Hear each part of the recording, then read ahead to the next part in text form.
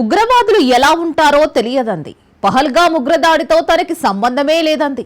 ఉగ్రవాదంతో బాధింపబడుతోంది తామే అంటూ అంతర్జాతీయ సమాజం ముందు ముసలి కన్నీరు కార్చింది. పైగా భారతే తమ దేశంలో ఉగ్రదాడులకు పాల్పడుతోందని అడ్డగోలుగా వాదించింది. ఐక్యరాజ్య సమితి వేదికగా పాకిస్తాన్ ఆడిన డర్టీ గేమ్స్ ఇవి. ఇప్పుడు అదే ఐక్యరాజ్య సమితి వేదికగా ఆ ఆటలకి ఫుల్ స్టాప్ పడింది.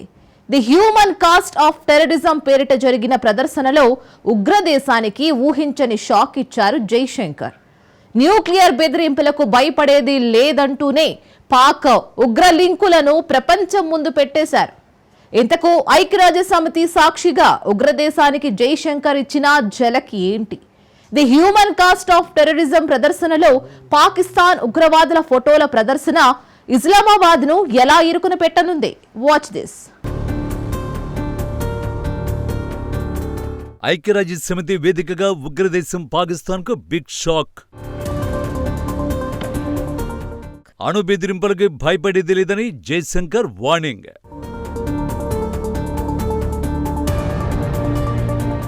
ఒకే ఒక ఎగ్జిబిషన్తో పాక్ గేమ్ క్లోజ్ చేసిన మోడీ సర్కార్.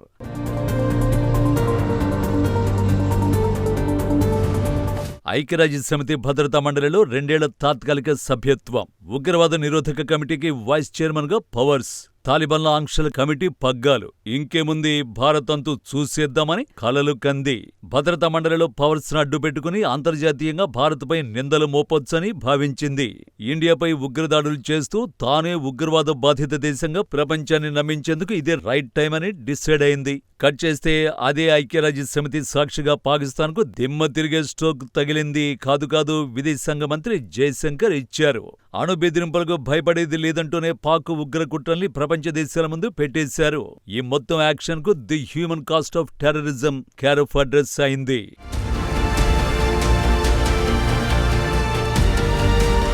న్యూయార్క్లోని ఐక్యరాజ్య సమితి ప్రధాన కార్యాలయంలో the human cost of terrorism పేరిట ఏర్పాటు చేసిన ప్రదర్శన జైశంకర్ ప్రారంభించారు.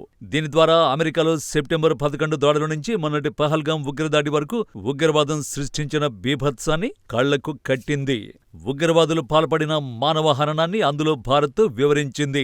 ఎగ్జిబిషన్లో 2006 ముంబై రైళ్లలో బాంబు పేలుళ్లు, 2008 ముంబై దాడులు, ఈ ఏడాది ఏప్రిల్ 22 పహల్గామ్ ఉగ్ర దాడి, అమెరికాలో సెప్టెంబర్ 11న జరిగిన దాడులు, 2016లో ఉరి దాడులు, 2019 పుల్వామా దాడులకు సంబంధించిన డిజిటల్ ఫోటోలను, వీడియోలను ప్రదర్శించారు. ఈ ఎగ్జిబిషన్ను 2 విడతలుగా జూన్ 30 నుంచి జూలై 3 దాకా, జూలై 7 నుంచి 11 దాకా నిర్వహిస్తారు.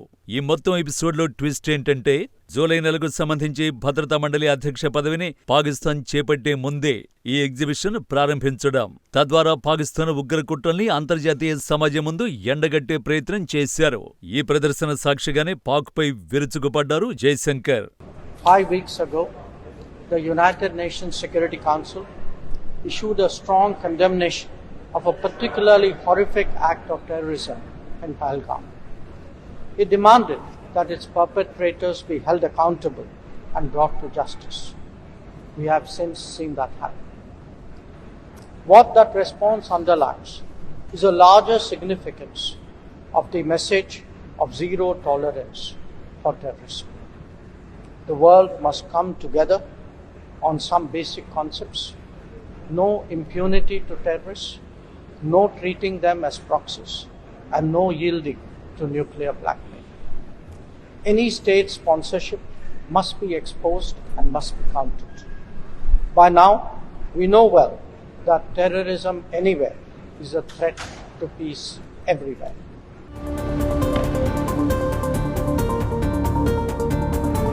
పాకిస్తాన్ ఉగ్ర కుట్రలపై ఐక్యరాజ్య సమితి సాక్షిగా జైశంకర్ పవర్ఫుల్ వర్డ్స్ ఇవి. ఉగ్రవాదం ఎక్కడ జరిగినా అది ప్రపంచ శాంతికి ముప్పుగా అభివర్ణించారు. స్టేట్ స్పాన్సర్డ్ టెర్రరిజాన్ని ప్రపంచానికి తెలియచేయాల్సిన అవసరాన్ని నొక్కి చెప్పారు. ఉగ్రవాదాన్ని ప్రపంచం ఏమాత్రం సహించొద్దని పిలుపునిచ్చారు. టెర్రరిజం పట్ల జీరో టాలరెన్స్ విధానాన్ని అవలంబించాల్సిన అవసరం ఉందని నొక్కి చెప్పారు. ఇటీవల పహల్గామ్ ప్రాంతంలో జరిగిన భయానక ఉగ్రదాడిని ఐక్యరాజ్య సమితి భద్రతా మండలి ఖండించిన విషయాన్ని జైశంకర్ ప్రస్తావించారు. హెచ్చరించారు.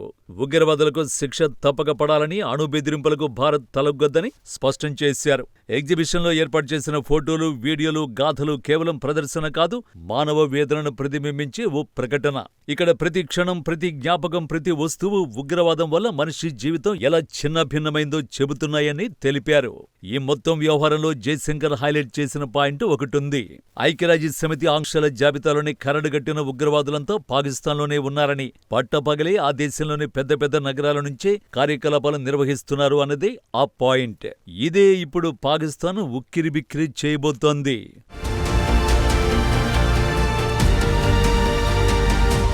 పాకిస్తాన్ తీవ్ర కష్టాల్లో ఉంది. ఆర్థిక సంక్షోభం, వేర్పాటువాదం, ఉగ్రవాదంతో ఉక్కిరిబిక్కిరవుతోంది. ఇలాంటి సమయంలో రొటేషన్ పద్ధతిలో వచ్చిన ఐక్యరాజ్యసమితి భద్రతా మండలిలో తాత్కాలిక సభ్యత్వం తనని గట్టెక్కిస్తుందని లెక్కలు కట్టింది. అనుకున్నట్టే ఉగ్రవాద నిరోధక కమిటీకి వైస్ చైర్మన్ హోదా, తాలిబాన్ల ఆంక్షల కమిటీ పగ్గాలు పాక్ చేతికి అందే. ఇప్పుడు జూలై నెలకు గాను ఐక్యరాజ్యసమితి అధ్యక్ష పగ్గాలు కూడా అందే. వీటిని కశ్మీర్ వివాదంతో పాటు భారత్ను బ్లేమ్ చేయడానికి పాకిస్తాన్ ఉపయోగించుకోవాలని ప్లాన్ చేసింది. కానీ పాకిస్తాన్ అధ్యక్ష బాధ్యతలు చేపట్టే గంటల ముందే the human cost of terrorism పేరిట పాకిస్తాన్ ఉగ్ర కుట్రల్ని ప్రపంచం ముందు పెట్టారు జయశంకర్. ఈ ప్రదర్శనలో పాకిస్తాన్ ఉగ్రముఠాలు, ఉగ్రవాదుల ఫోటోలను హైలైట్ చేశారు. ఐక్యరాజ్యసమితి ఆంక్షల జాబితాలోని కరడుగట్టిన ఉగ్రవాదులంతా పాకిస్తాన్లోనే ఉన్నారని గుర్తు చేస్తూ ఇస్లామాబాద్ను దూరం పెట్టాలని ప్రపంచ దేశాలకు తేల్చి చెప్పారు. ఈ పరిణామాలే పాక్ను కకావికలం చేయబోతున్నాయి. ఎందుకంటే పాకిస్తాన్ గురించి ఇంత క్లారిటీ వచ్చిన తర్వాత ఏ దేశమూ దానికి మద్దతుగా నిలిచే అవకాశం ఉండదు.